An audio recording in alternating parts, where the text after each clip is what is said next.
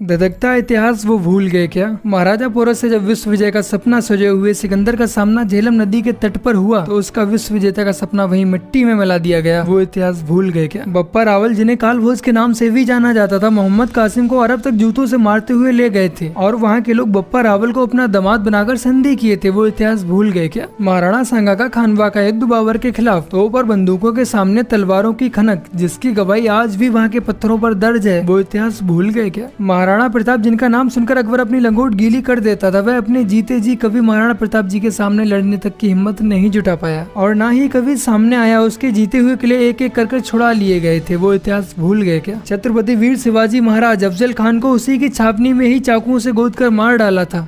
वो इतिहास भूल गए क्या? महाराज सुहेलदेव सिंह बैस ने जब गाजी की उपाधि लिए हुए सालार मसूद गाजी को बहराइच में गाजर मूली की तरह काट डाला था।